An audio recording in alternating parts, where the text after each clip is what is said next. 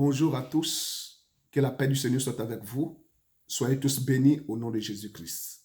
Je suis le pasteur Jean-Jacques Ngouba des ministères des bâtisseurs, dont la vision est de bâtir des vies d'hommes et de femmes à l'image de Jésus-Christ. Le Seigneur a bien voulu que nous puissions nous réunir autour de sa pensée ce soir, qui est sa parole, afin de pouvoir nous édifier, afin de pouvoir recevoir davantage de lui et que nous puissions croître, que nous puissions grandir dans notre marche avec lui. Bien avant cela, nous allons devoir recommander ce moment entre ses mains, afin que lui seul puisse nous diriger par son esprit et que le but qu'il s'est fixé en ce jour soit atteint. Prions. Dieu de bonté, Dieu de fidélité, nous te célébrons, Père, nous te magnifions, nous t'exaltons. Nous t'élèvons, Seigneur, ce jour, parce que tu es bon et ta bonté dure à toujours. Seigneur, merci pour le souffle que tu nous accordes, pour le mouvement et l'être. Merci, car c'est par pure grâce que nous recevons la vie que tu nous donnes. Nous célébrons ton amour, nous célébrons ta présence, nous célébrons ton nom, Seigneur. Nous te glorifions, nous te magnifions. Père, occupe le trône le très élevé en ce jour. Seigneur, que le but que tu t'es fixé soit atteint. Seigneur, que ceux-là qui ont déjà emprunté la voie avec toi puissent, Seigneur, davantage, Seigneur Père, bâtir leur vie à l'image de Christ. Père, que ceux-là qui n'ont pas encore reçu Christ comme leur sauveur dans leur vie puissent voir l'importance de le faire et qu'ils le fassent. Dieu de gloire, dispose le cœur de tout un chacun et que ton nom soit glorifié. Merci Seigneur parce que tu es présent. Au nom de Jésus-Christ. Amen. Bien-aimés, comme je le disais tantôt, nous allons partager un thème et ce thème est la vie chrétienne significative. Bien avant cela, nous allons comprendre que lorsque l'on parle d'une chose significative, c'est quelque chose qui exprime clairement une vérité ou une réalité.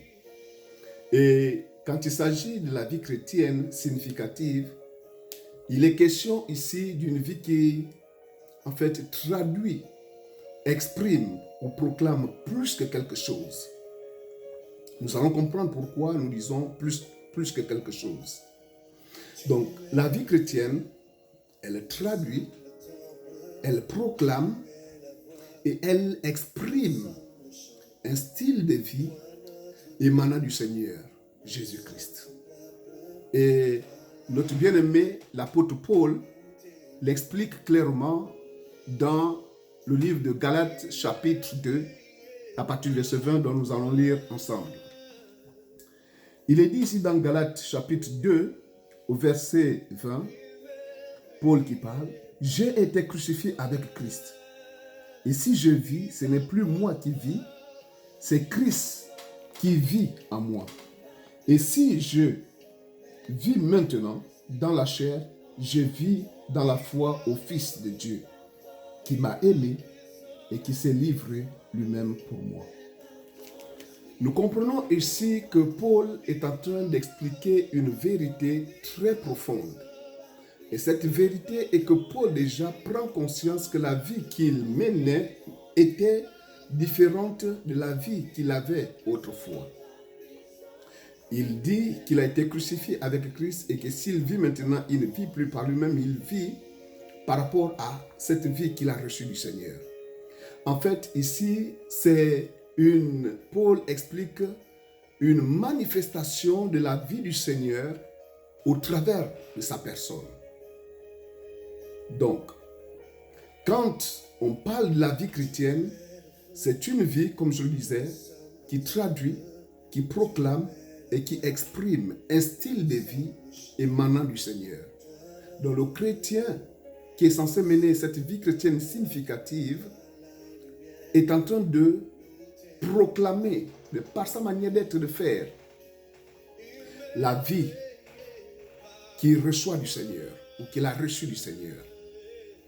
Et la vie chrétienne, elle n'est pas à confondre avec une vie de mondanité ou une vie de paganisme, une vie oisive ou passive. C'est un message, le chrétien, qu'il proclame de par sa manière d'être et de faire, dans son témoignage. Donc, ici, bien-aimés, le thème est très, très, très profond, s'il faut le dire ainsi, parce que nous voulons amener chaque chrétien à prendre conscience de sa marche avec le Seigneur et dans ce monde. Et lorsque nous voyons dans le même livre de Galates, l'apôtre Paul, poussé par le Saint-Esprit, nous parle d'un élément qui devrait normalement amener le chrétien à prendre conscience de sa vie ou de la vie qu'il mène, qu'il est censé proclamer par sa manière d'être et par sa manière de faire. Dans le livre de Galates, chapitre 5, au verset 22, on nous parle ici du fruit qui doit caractériser la vie du chrétien. Il est dit ici, il est question ici du fruit de l'esprit. C'est un fruit, mais qui a plusieurs éléments. Nous allons devoir lire cela aussi dans le livre de Galates, chapitre 5, à partir du verset 22. La Bible nous dit ici, mais le fruit de l'esprit, c'est l'amour, la joie, la paix, la patience, la bonté, la bénignité, la fidélité, la douceur, la tempérance. Donc ici, il est question du fruit de l'esprit qui est composé de plusieurs tranches, s'il faut le dire ainsi. Et la vie du chrétien devra être manifeste au travers de ces éléments-là. Nous comprenons que la vie du chrétien, elle est significative. Étant significative, elle est censée manifester un style de vie qu'elle reçoit du Seigneur ou que le chrétien reçoit du Seigneur. Donc, je le disais tantôt plus haut, qu'elle n'est pas à confondre avec une vie de paganisme ou une vie de mondanité. Le chrétien n'est pas à confondre avec le commun des mortels. Le chrétien est quelqu'un qui a été touché par le Dieu qui a créé les cieux et la terre au travers de la personne de Jésus-Christ, afin de pouvoir amener plusieurs, non seulement à comprendre que Dieu a un regard dans ce monde et que Dieu voudrait que les hommes et les femmes puissent mener un certain style de vie. Donc, nous maintenant, pourquoi elle traduit? Pourquoi disons-nous qu'elle traduit, elle proclame et elle exprime plus que quelque chose? Parce que, premièrement, la vie chrétienne traduit, proclame et exprime un style de vie émanant du Seigneur. Mais nous avons dit, en expliquant plus haut, qu'elle exprime plus que quelque chose. Et nous avons dit que nous avons insisté sur ce mot, plus que quelque chose. Mais pourquoi plus que quelque chose? Parce que non seulement elle exprime une vie émanant du Seigneur, elle traduit une vie émanant du Seigneur, elle proclame une vie émanant du Seigneur, mais encore le chrétien, dans le chrétien réside une puissance. Dans le chrétien réside une puissance qui est produite par le Saint-Esprit qui demeure en lui. Nous allons comprendre que l'Esprit de Dieu vient demeurer dans la vie ou dans le cœur de celui-là qui a reçu Jésus-Christ comme Sauveur et Seigneur de sa vie. Le Saint-Esprit qui est l'Esprit de Dieu vient résider. Et le Saint-Esprit étant dans l'Esprit de Dieu, bien qu'il a pour mission aussi de diriger, d'amener le chrétien dans toute la vérité que Dieu a voulu ou voudrait que le chrétien puisse connaître, mais il y a une puissance qui est produite dans le chrétien. Et cette puissance impacte. Nous allons comprendre. D'abord, lisons dans 1 Corinthiens, chapitre 3, au verset 16. Nous allons comprendre que la Bible dit ceci. Ne savez-vous pas que vous êtes le temple de Dieu et que l'Esprit de Dieu habite en vous? Si quelqu'un détruit le temple de Dieu, Dieu le détruira. Car le temple de Dieu est saint et c'est ce que vous êtes. Donc la Bible nous montre ici et nous présente ici une vérité. Cette vérité est que nous sommes une habitation de Dieu ou de l'Esprit de Dieu. Et que l'habitation de Dieu doit être sanctifiée. Nous sommes censés, en tant que chrétiens, être saints. Et la Bible met en garde en disant que quiconque détruira ce temple, Dieu le détruira.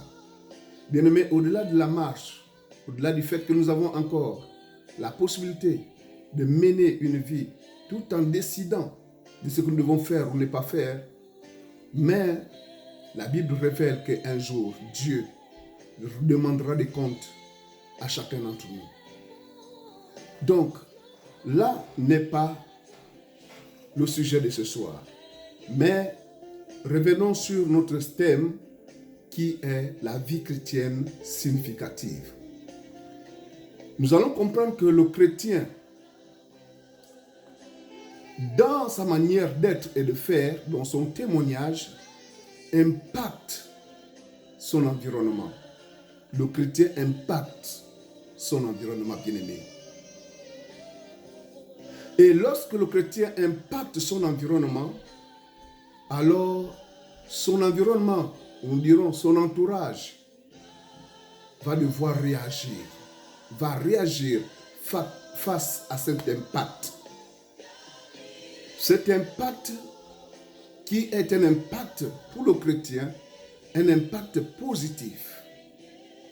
Mais l'environnement va devoir réagir de deux manières. Donc, en d'autres termes, nous allons comprendre que l'entourage du chrétien va se former en deux groupes. Peut-être que beaucoup ne le comprennent pas et ne le savent pas, mais ce soir, nous allons essayer d'expliquer cela.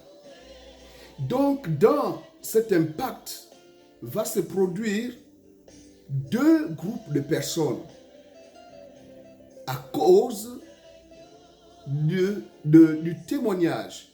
Donc, la manière d'être et de faire du chrétien au quotidien, là où il réside, là où il est, là où il va. Le chrétien impacte son environnement, son entourage. Et cet entourage va se former deux groupes de personnes. Le premier groupe va devoir se réagir, mais le premier groupe va réagir de manière positive. Et cette manière positive, c'est-à-dire que ce premier groupe, face au témoignage du chrétien, va aspirer au mode de vie du chrétien. Parce que la manière d'être et de faire du chrétien va devoir l'interpeller. Et il va aspirer, ce groupe va aspirer à ce mode de vie. Et en aspirant à ce mode de vie, alors cela va conduire ce groupe à écouter le message du salut de Jésus-Christ. Et face à cette vérité, face à ce message, par l'action du Saint-Esprit, ce premier groupe va être touché, et en étant touché, ce groupe va être convaincu de son état de perdition, de son état de péché.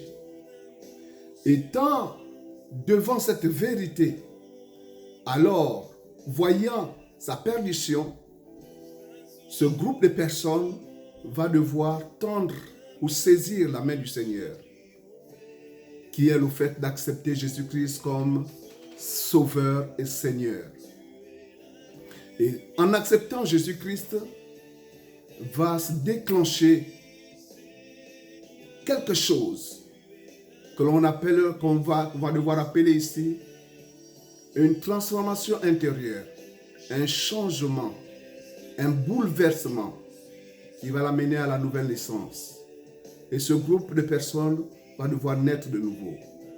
C'est vrai que la raison et l'intelligence humaine ne peut pas comprendre ce mystère. Déjà, nous voyons dans l'évangile de Jean, chapitre 3, un grand maître de la loi qui avait balayé du regard la vie du Seigneur Jésus-Christ. En voyant tout ce que Jésus-Christ faisait, va devoir venir la nuit auprès de Jésus. Pourquoi la nuit? Certainement parce que cet homme avait peur de ses contemporains, de la réaction de ses contemporains. Il va devoir venir vers le Seigneur de nuit et va dire: Seigneur, personne ne peut faire ce que tu fais si Dieu n'est avec lui. Cet homme va être convaincu de quelque chose, d'une réalité, d'une vérité. Et Jésus va devoir dire à cet homme: si quelqu'un ne naît de nouveau, il ne peut voir le royaume de Dieu. Et selon le raisonnement humain, cet homme, ce grand prêtre, ce grand homme, ce maître de la loi, ne va pas comprendre le message. Parce que, avec son intelligence ou avec la raison humaine, il est difficile de comprendre ce processus de transformation ou de nouvelle naissance. C'est par grâce et par l'Esprit de Dieu que cela se produit. Et cet homme va devoir dire au Seigneur: comment cela est-il possible qu'un homme va repartir dans le sein de sa mère et renaître de nouveau? Et le Seigneur va devoir lui dire: si quelqu'un ne naît d'eau et d'esprit, il ne peut pas entrer dans le royaume de Dieu. Donc c'est quelque chose qui est au-delà de la raison humaine, de la compréhension, de la réflexion humaine. Voilà pourquoi nous voyons beaucoup réagir de manière négative. Continuons avec notre message. Donc ce premier groupe, en recevant Jésus-Christ comme Seigneur et Sauveur, va devoir naître de nouveau, parce que c'est un processus qui se déclenche quand on accepte Jésus. En fait, on est convaincu de son état de perdition, de son état de péché. Alors, on se répand en demandant pardon au Seigneur pour son péché. Et en invitant Jésus-Christ dans sa vie comme Seigneur et Sauveur, on l'accepte.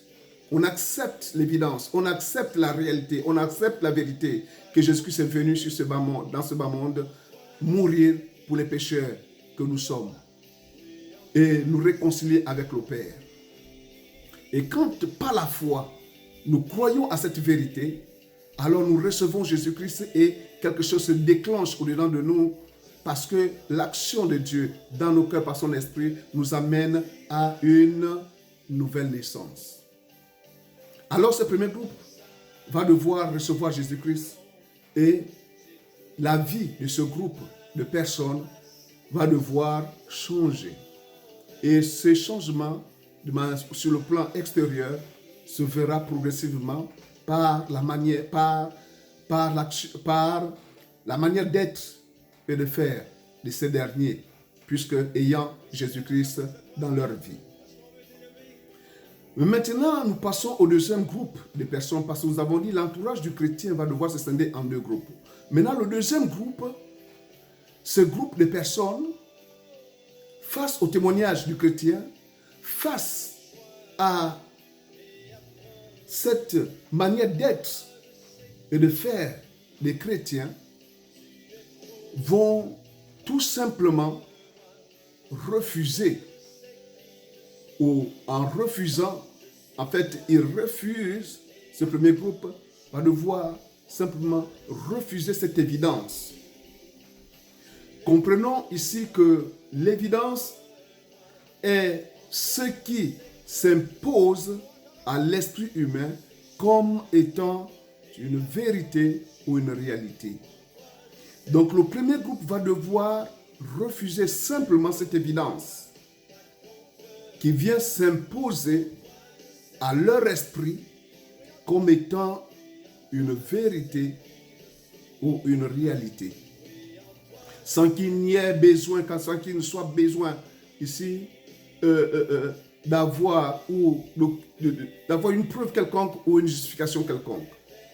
Parce que l'évidence indexe simplement, c'est une vérité qui vient indexer, qui vient toucher, qui vient s'imposer à notre esprit. Mais l'homme va soit volontairement refuser. Et c'est ce qui se passe dans les vies de beaucoup de personnes. Même face à l'évangile, face à la proclamation de la parole, il y en a qui simplement refusent cette évidence. Étant touchés au fond de leur être, cette deuxième catégorie de personnes, ce deuxième groupe, va devoir refuser. Et il peut aussi se produire dans ce deuxième groupe un refus, un autre refus qui est simplement manifeste parce que une autre catégorie dans ce deuxième groupe est habitée des entités démoniaques. Et ces entités démoniaques étant bousculées par la présence des chrétiens qui en eux, non seulement manifestent un style de vie émanant du Seigneur, mais d'autre part, ces chrétiens sont habités du Saint-Esprit et dont le Saint-Esprit manifeste une puissance. Et face à ces chrétiens, ces personnes étant habitées par des entités démoniaques vont se sentir menacées, vont se sentir bousculées. Et c'est ce qui va amener dans ce deuxième groupe, ce deuxième refus qui à cause de l'habitation du démon, des esprits des ténèbres dans leur vie, ces personnes vont se mettre à haïr les chrétiens. D'où nous allons constater que les chrétiens sont persécutés, pourchassés, haïs. Et de fois, ils sont accusés faussement, sans raison aucune. Et j'ouvre une petite parenthèse en disant, pour nos bien-aimés qui ont déjà emprunté la voie avec le Seigneur, qui l'ont déjà reçu comme Seigneur et Sauveur. La Bible nous dit que mon peuple périt faute de connaissance, dans Osée 4:6. Ici, il est question d'une vérité. Quand les chrétiens sont persécutés, bien-aimés, ne voyons pas l'être humain. Partons au-delà de l'aspect ou de la personne que nous avons en face. Ces personnes sont soit habitées des entités démoniaques, et c'est ce qui amène ces entités démoniaques, au travers des personnes dont elles possèdent, à persécuter les chrétiens, à haïr les chrétiens, à accuser les chrétiens faussement sans raison aucune. Et le chrétien doit voir derrière, parce que Jésus a dit, nous n'avons pas lutté contre la chair et le sang, mais contre les dominations, les autorités, les principautés et les esprits méchants dans les lieux célestes. Et ce sont les puissances des ténèbres qui agissent au travers de ces personnes. Nous n'avons pas lutté contre la chair et le sang. Voyons plus loin. C'était une parenthèse. Ça pourrait faire l'objet d'un autre chapitre prochainement. Mais ici, il est question de la réaction dans ce deuxième groupe de personnes, des personnes qui sont habitées des esprits impurs, qui maintenant, étant bousculés par la présence des chrétiens, à cause de la puissance qui se dégage en eux, alors ces chrétiens vont être persécutés, haïs, accusés faussement. D'autres même vont subir la mort. Nous voyons que dans le passé, nos bien-aimés, beaucoup sont partis de ce monde parce que simplement ont été tués à cause de l'identité de Christ qu'ils portent ou qu'ils portaient. Donc comprenons que tout véritable chrétien, où qu'il soit, met en déséquilibre le royaume des ténèbres. Tout véritable chrétien, où qu'il soit, met en déséquilibre le royaume des ténèbres. Au-delà du fait que le premier refus dans ce deuxième groupe est fait par un simple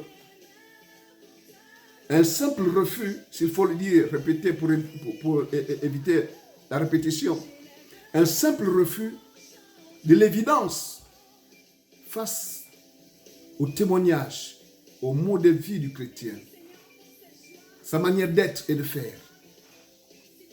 Alors, ce premier refus se fera par un simple ras-le-bol. Ils vont se dire, je n'ai rien à foutre avec cela, et continuer leur voie. Parce que comprenons que la vie du chrétien est un message, bien-aimé. Elle proclame une vie, un style de vie émanant du Seigneur. Ce deuxième refus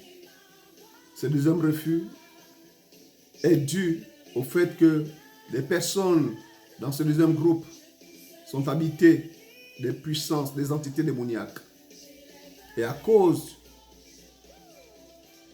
de la vie du chrétien qui manifeste une puissance, nous ne pouvons le voir avec l'œil physique, mais sur le plan spirituel, c'est ce qui se passe. Voilà pourquoi nous voyons des chrétiens persécutés, haïs, pourchassés, tués. Mais pour ceux-là qui ne sont pas avertis, vont se mettre à réagir, à riposter. Non, bien-aimés, ne ripostons pas. Il y a quelque chose en toi que en face, ces entités des ténèbres voient. Et puisqu'ils ne peuvent se présenter comme cela au devant de toi, ils sont obligés d'agir au travers des vies qu'ils possèdent pour te persécuter, pour te haïr. Voilà pourquoi nous sommes persécutés de par le monde. C'est la vie du Seigneur. Par son esprit en nous, manifestant une puissance, et cette puissance met en déséquilibre le royaume des ténèbres. Bien-aimés, il est très important. Voyons dans le livre de Matthieu rapidement, chapitre 5. Dans Matthieu chapitre 5, à partir du verset 10. Que nous dit la Bible? Matthieu chapitre 5 au verset 10. La Bible dit ceci. Heureux ceux qui sont persécutés pour la justice, car le royaume des cieux est à eux. Nous sommes persécutés pour la justice, parce que la vie du chrétien, dans le fruit de l'esprit, nous avons vu que la vie du chrétien est caractérisée par la justice et la justice de Dieu. Nous proclamons la justice de Dieu, nous proclamons la vie du Seigneur qui amène ou qui révèle une certaine justice que le monde ne peut accepter. Au verset 11, il est dit, heureux serez-vous lorsqu'on vous outragera, qu'on vous persécutera et qu'on dira faussement de vous toutes sortes de mal à cause de moi. Verset 12. Réjouissez-vous et soyez dans l'allégresse, parce que votre récompense sera grande dans les cieux, car c'est ainsi qu'ont été persécutés les prophètes qui ont été avant vous. Ce sont les choses que la Bible a déjà révélées, bien-aimés. Donc la vie chrétienne est significative. Elle n'est pas une vie de mondanité, ce n'est pas une vie de paganisme. Un chrétien ne peut pas exister sans porteur de vie. Un chrétien ne peut pas vivre sans avoir une vie traductrice qui traduit quelque chose. Nous sommes des chrétiens Et chrétien veut dire comme Christ. Les disciples étaient appelés disciples jusqu'à, je crois, dans Actes des Apôtres, je crois, au chapitre 11, au verset 26. On dit, pour la première fois, les disciples ont été appelés chrétiens. Un chrétien, ce n'est pas un simple homme qui vit de manière passive, oisive, ou menant une vie à confondre avec le commun mortel. Le chrétien doit prendre conscience. Non seulement nous sommes dans les temps de la fin, mais encore plus, nous sommes amenés, ou nous sommes censés témoigner de Jésus-Christ, de par notre manière d'être et de faire. Bien-aimés, c'est un message que le Seigneur a voulu que nous puissions partager. Chrétiens, bien-aimés dans le Seigneur, attachez-vous davantage au Seigneur. Vous avez une vie que le monde ne peut trouver ni dans l'argent, ni dans les plaisirs, ni dans les biens de ce monde. Nous avons une vie particulière qui traduit, qui proclame et qui exprime un style de vie émanant du Seigneur. Nous avons été crucifiés avec Jésus. Et si nous vivons, ce n'est plus nous qui vivons, mais c'est Christ qui vit sa vie au travers de nos personnes, des personnes que nous sommes. Chrétien, réveille-toi. Chrétien, prends conscience de ton identité. Chrétien, réalise qui tu es, où tu es, avec qui tu es. Chrétien, comprends qu'un jour viendra où tu vas partir de ce monde. Ne suis pas les plaisirs de ce monde. Ne suis pas les biens de ce monde. Jésus a dit, n'aimez point le monde, ni les choses qui sont dans ce monde. N'aimez point le monde, ni les choses qui sont dans ce monde. N'agissons pas comme ce monde agit. Nous sommes des ambassadeurs du royaume de Dieu, ici-bas. Nous avons été réconciliés avec le Père par le sacrifice de Christ. Bien-aimés, prenez conscience de cela. Notre relation doit chaque jour, par l'aide du Saint-Esprit, s'intensifier. Jésus revient bientôt. Le Seigneur a dit que nous sommes le sel de la terre. Et cela va faire l'objet d'un autre chapitre ou d'un autre thème. Nous allons comprendre pourquoi le Seigneur compare le chrétien au sel. Quant à ceux-là, vous qui suivez cet élément, qui n'avez pas encore Jésus-Christ comme Seigneur et Sauveur, bien-aimés, s'il faut vous appeler ainsi,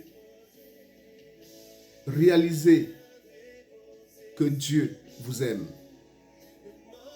Dans l'évangile de Jean, chapitre 3, verset 16, la Bible dit ceci: « Car Dieu a tellement aimé le monde qu'il a donné son Fils unique, afin que quiconque croit en lui ne périsse point, mais qu'il ait la vie éternelle. » Dieu te tend la main. La Bible déclare dans Romains que tous ont péché, tout être humain, dans Romains 3, 23, et sont privés de la gloire de Dieu. Mais ils sont gratuitement justifiés par l'action de Jésus-Christ. Et dans Romains 6, 23, il dit que le salaire du péché, c'est la mort. Il y a un salaire de ce péché. Le péché est le fait de marcher contrairement à la volonté de Dieu. Le fait de vivre et de demeurer sans pourtant accepter de saisir la main que Jésus-Christ nous tend. Parce que le monde entier est dans le péché et loin du Seigneur. Voilà pourquoi Jésus-Christ est venu mourir sur la terre en prenant nos péchés et en demandant à ce que pour que nous puissions être sauvés, il faudrait que nous puissions reconnaître notre état et croire à l'action qu'il a accomplie sur la croix pour être sauvés. Si tu veux être sauvé, incline ta tête et dis simplement: Seigneur Jésus-Christ, j'ai écouté ta parole. Je reconnais que je suis un pécheur, que je suis perdu pour l'éternité. Mais tu es venu, Seigneur, mourir à la croix, afin de pouvoir me racheter. Seigneur, je te demande pardon et je crois à l'action que tu as accomplie sur la croix de Golgotha et je te reçois dans ma vie comme mon Sauveur et mon Seigneur. Désormais, je vais vivre en communion avec toi. Merci pour ton sang qui a coulé sur la croix. Merci pour ton sacrifice. Merci pour le salut. Merci parce que je suis sauvé en t'acceptant dans ma vie. Au nom de Jésus-Christ. Amen. Bien-aimé, si tu l'as fait et tu l'as fait de tout ton cœur, crois que tu es sauvé. Et à partir de maintenant, commence à lire la Bible. Et rapproche-toi d'un groupe de chrétiens ou d'une église qui prêche Jésus-Christ. Et dans ce milieu, tu pourras croître spirituellement, car lorsqu'on est de nouveau, on est un bébé spirituel, il faudrait suivre, être suivi et jusqu'à être un disciple du Seigneur, recevoir des enseignements des disciples là et ensuite mener la vie que le Seigneur voudrait que tu puisses mener. Que Dieu vous bénisse, que le Seigneur accomplisse ce dont il a prévu accomplir dans vos cœurs, vous tous qui suivez cet élément. Seigneur de gloire, Dieu de bonté, Dieu de fidélité, merci parce que tu es tout puissant. Tu es omniscient, tu connais toutes choses. Tu es omnipotent, Seigneur. Tu es omniprésent. Toi qui sondes les cœurs, les reins, Seigneur, tu connais chaque cœur, chaque être humain, Seigneur. Tu connais chacun individuellement. Et tu vois ceux-là qui ont reçu, Seigneur, Père, ta parole. Tu vois ceux-là qui ont confessé ton nom. Tu vois ceux-là qui ont emprunté, Seigneur, cette marche avec toi depuis, Seigneur. Père, tu vois, Seigneur, oh Dieu, ce travail qui doit être fait et qui est en train d'être fait. Que le Saint-Esprit seul pourra, Seigneur, mener, Seigneur. Que le Saint-Esprit pourra seul accomplir. Seigneur, je prie au nom de Jésus-Christ pour nos bien-aimés qui déjà t'avaient accepté comme Seigneur. Et pour ceux-là qui vont le faire et qui l'ont fait en ce jour. Seigneur, que leur vie soit bâtie, que leur vie soit façonnée, que leur vie soit conservée jusqu'au jour de ton avènement. Seigneur, que le règne, la louange, la gloire te soient rendues. Merci, Père, pour ta bonté et ta fidélité. Au nom de Jésus-Christ, nous avons ainsi prié. Bien-aimés, que la paix du Seigneur soit continuellement avec vous. Soyez bénis. Que cette année soit pour vous une année d'excellence, une année de grâce, une année de bénédiction, une année de percée, une année où vous allez vivre de temps que vous n'avez jamais expérimenté dans le passé. Que Dieu vous bénisse. Au nom de Jésus-Christ. Amen.